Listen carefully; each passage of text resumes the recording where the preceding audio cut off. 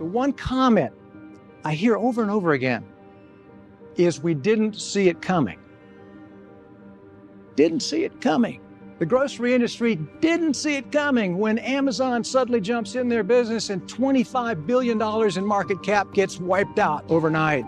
There's an insurance company out in California, didn't see it coming. The effects of climate change and a raging wildfire pummels, destroys an entire town, Paradise, California. A friend of mine out in Boston didn't see it coming. He worked his way up the corporate ladder in the college textbook publishing industry, senior vice president. And he's running a $200 million business unit, staff of 20 people reporting to him.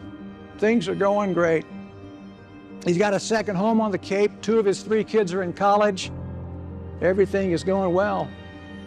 But then all of a sudden, over a 3-year period, his sales began to drop. His whole entire industry, college textbooks, are suddenly upside down. And one afternoon, he's called into his boss's office, and he's told that his services are no longer needed. In today's world, we're either managing the future, or the future is managing us. Kraft Heinz stock is down 34%, with the CEO saying in an earnings call, "We've been too focused on the present. We need to work on the future." Futurist and innovation expert Robert Tucker helps you see it coming. He advises organizations in 54 countries on how to thrive and prosper in a time of hyper change. A couple of months ago, when they called to invite me to speak at this celebration, I went home and told my wife. I said, "Did you ever in your wildest dreams think that this would happen?" And she said to me, "Well, you're not in my wildest dreams." I went on to become a futurist and an innovation expert, advising organizations all over the world, and perhaps because of this work, they've asked me to share a few ideas with you this afternoon about how to make the most of your future and your innovation journey ahead. So I want to talk with you about 3 things, and they all begin with the letter C: change, creativity, and courage.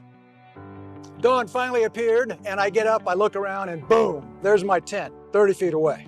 And I learned something that night in the Grand Teton Mountains that stuck with me ever since. I learned that conditions change rapidly when we're not prepared. And you can be close to your shelter, and it doesn't do you a bit of good. So this session is about your flashlight, ladies and gentlemen. This session is about your light on the world. Because when you think about it, innovation is nothing more than a tool, just like a flashlight. Good morning, everybody. How are you? We got 3 tiers of people here. This is awesome. Robert Tucker crisscrosses the globe, inspiring audiences to seize the opportunities in today's rapid changes. He is the author of 7 best-selling books, including Managing the Future, Driving Growth Through Innovation, and Innovation is Everybody's Business. His columns in Forbes.com are read by thousands of managers and leaders every month, and he's a frequent guest on PBS, Channel News Asia, CBS, and the CNBC program, The Business of Innovation. We've got a lot of things to pay attention to. So I think right now, today, what you're seeing is they want to innovate. They know they need to innovate. They must innovate, but they have a lot of priorities on their plate that distract them from innovation.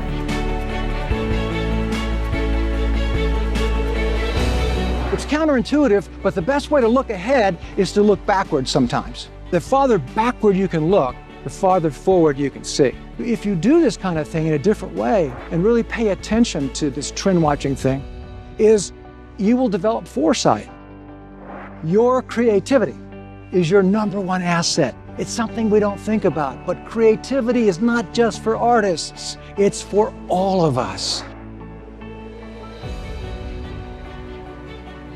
This is where it's at. This is where it's going to go over the next decade. I think it was the first time, not only was I on an open road driving, but it was a mountain road. I developed a little too much speed. And so I'm like, you know how I'm losing control, the car's starting to drive itself, and I'm over in the gravel, and there's this huge lift. And I'll never forget, my dad just kind of reaches over and starts maneuvering the car back. But he said something to me that I'll never forget. He said, "Steer the car, Robert, and look farther up the road." And so that's my encouragement to you, ladies and gentlemen. Steer the car and look farther up the road. And good luck managing the future. Thank you very much.